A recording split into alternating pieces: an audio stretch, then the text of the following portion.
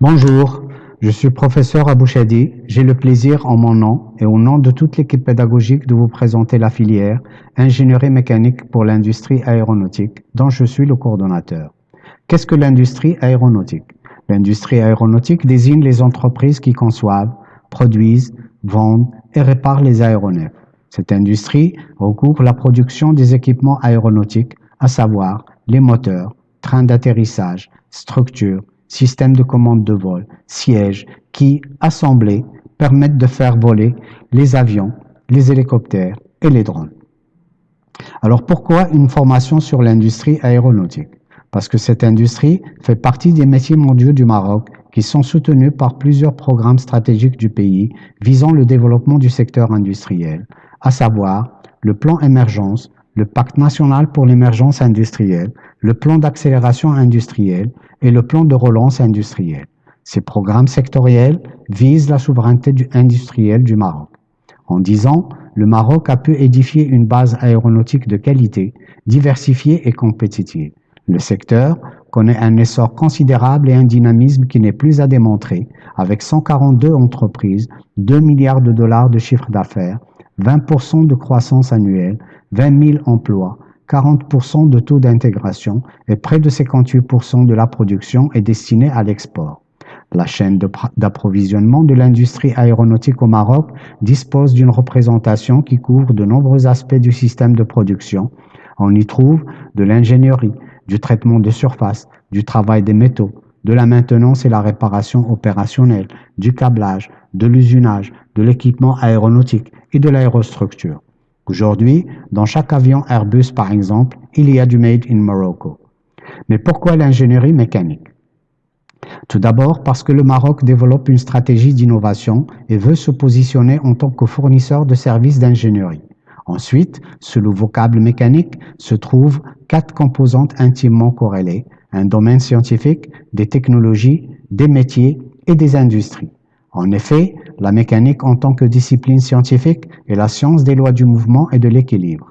Elle fait référence à de nombreux champs du savoir, comme la mécanique des milieux déformables, la mécanique des fluides plus ou moins classiques, la mécanique des solides au comportement plus ou moins simple, la mécanique des matériaux aux compositions et structures plus complexes, l'acoustique, les transferts thermiques, la thermodynamique et bien des aspects du génie des procédés et de la science des matériaux. La mécanique fait en fait référence au noyau dur de ces disciplines ou à l'ensemble de ces disciplines dans une vision orientée vers les applications. En tant que domaine technologique, la mécanique est l'application de ces lois à la construction et à l'emploi des machines. Elle intègre l'ensemble des disciplines technologiques nécessaires à la conception, construction et utilisation des machines. Par exemple, l'apport de la thermodynamique dans l'élaboration des moteurs à combustion interne ou l'apport de l'automatique et de l'analyse des systèmes dans des procédés mécaniques de plus en plus complexes. La mécanique intervient comme discipline technologique dans le processus de conception ou de réalisation, chaque fois que le service à l'utilisation finale contient des fonctions génériques comme par exemple supporter des efforts par une ossature physique d'un système, résister aux sollicitations et aux agressions, transmettre des mouvements, voire des informations, ainsi de suite. Les principaux vecteurs de ces fonctions sont alors des matériaux, des mécanismes, des structures, et j'en passe. La compréhension de l'interaction de ces vecteurs suppose la mise au point de modèles de comportement des systèmes que l'on peut considérer comme autant de nouveaux vecteurs. Les moyens de simulation sont aussi pour certains d'entre eux dédiés en partie à la compréhension des phénomènes et à la génération de données de référence. On parle aujourd'hui du Data-Driven Mechanics. On assiste en fait à un rapprochement très net, voire une certaine convergence des approches et méthodes expérimentales, théoriques et numérique. La mécanique, c'est aussi des métiers. En général, le mécanicien assume le plus souvent la fonction d'architecte industriel de systèmes matériels complexes qui, face à un cahier des charges, sait intégrer autour de la structure tous les autres organes et fonctions en prenant en compte les influences mutuelles et en arbitrant les compromis. La présence de la mécanique dans l'industrie est évidente, que ce soit dans les phases d'élaboration, de transformation, de finition ou d'utilisation de la matière. Les techniques de formage, d'enlèvement de matière, de tissage et aujourd'hui d'apport de matière viennent les premières à l'esprit, mais il y en a bien d'autres.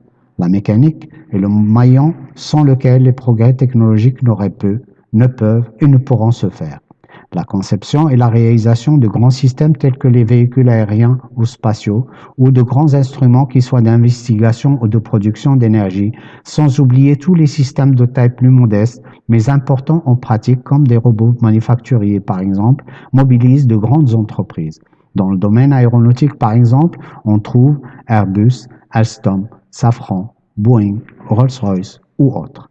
Tous ces éléments de réponse suggèrent la nécessité d'une offre de formation d'ingénieurs dans le domaine aéronautique, telle la formation en ingénierie mécanique pour l'industrie aéronautique. Mais alors, avec quels moyens? Les moyens mis en œuvre pour réussir cette formation est un programme dédié et une équipe pédagogique expérimentée, des laboratoires d'enseignement et des équipements scientifiques, des intervenants du secteur industriel, des conférences en présentiel ou en ligne organisées par exemple dans le cadre d'universités d'été, d'automne ou de printemps, ainsi que des stages en entreprise. Par ailleurs, l'école encourage les activités para-universitaires qui ont un impact très bénéfique sur la formation des élèves ingénieurs.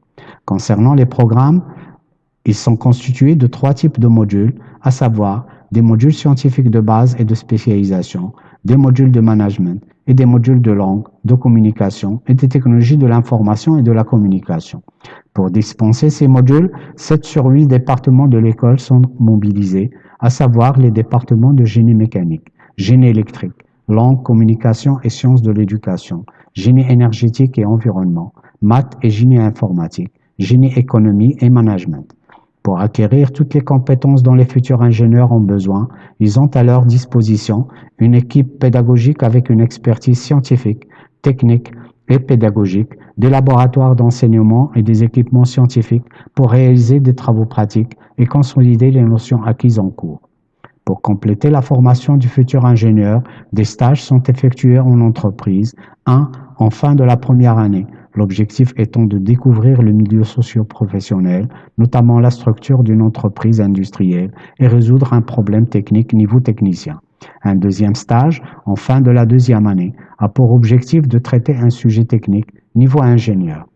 Enfin, pour finaliser votre formation scientifique et technique et mettre en pratique les compétences acquises et vous confronter à des situations professionnelles, le cursus de formation est complété par un projet de fin d'études en entreprise dans lequel le futur ingénieur doit remplir une mission d'ingénieur généraliste dans le cadre d'une équipe au sein de laquelle il aura à négocier et convaincre, former et informer, être moteur du changement et être créatif.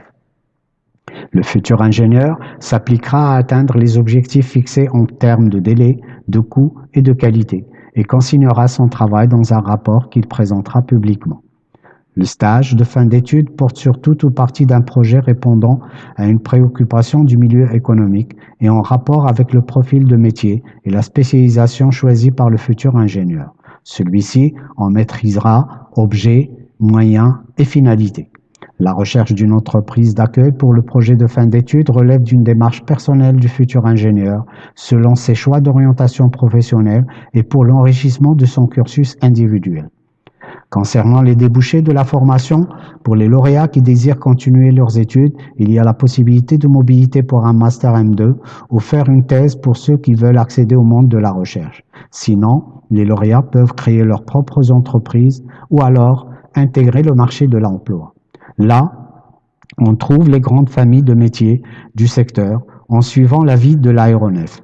On a le bureau d'études pour réaliser des études, des calculs, des simulations, des essais pour concevoir, développer un nouveau moteur, de nouvelles pièces, un nouvel avion sûr et fiable. Le bureau des méthodes pour définir comment et avec quoi on va fabriquer, les besoins en outillage et les instructions de montage. Le service de production pour planifier les tâches de fabrication et d'assemblage de différents éléments d'un moteur, d'un avion ou d'un équipement aéronautique et diriger le personnel d'atelier en veillant au respect des objectifs de production. Le service essai pour définir et réaliser des essais sur les différents systèmes de l'avion pour s'assurer qu'ils fonctionnent conformément à ce qui est prévu en bureau d'études et conformément au cahier des charges du client. Le service de maintenance pour planifier les tâches d'entretien et de réparation de l'avion et ses équipements selon une réglementation très précise imposée par le constructeur et les autorités de la navigation aérienne. Et enfin, les métiers supports qui participent à toutes les étapes de la construction et l'entretien de l'avion et qui sont présents tout au long du cycle de production ou de vie de l'aéronef, que sont le service qualité, dont les fonctions sont de contrôler pour s'assurer de la conformité des pièces et des procédés de fabrication. L'ingénieur procède à de nombreux audits ou contrôles pour d'éventuelles améliorations des pièces ou des procédés. Le service commercial pour vendre et assister les clients, répondre à leurs besoins et organiser les prestations de maintenance. Et enfin, le service de la logistique et la gestion de la supply chain pour assurer le pilotage stratégique et opérationnel des achats, des approvisionnements et des stocks et gérer et optimiser les flux d'informations et de marchandises. Ce sont là des typologies de fonctions susceptibles d'être occupées par l'ingénieur en ingénierie mécanique pour l'industrie aéronautique. Alors, comment accéder à cette filière? L'accès en première année est conditionné par la réussite au concours national commun, la réussite aux classes préparatoires intégrées de l'ENSAM de Rabat, ou sur études de dossier puis un concours écrit pour les Bac+2, ou sur études de dossier et un entretien pour les licenciés. Concernant la présélection, elle se fait sur la base de la moyenne générale des 2 ou 3 dernières années réussies et sur le contenu de la formation suivie, en particulier en construction mécanique, fabrication mécanique, mécanique des structures et des systèmes, automatisme et langue. Quant aux épreuves du concours, elles concernent les sciences de l'ingénieur, les mathématiques pour l'ingénieur et langue et communication. L'entretien, quant à lui, permet d'évaluer les connaissances de base en génie mécanique et la communication orale. Merci pour votre attention.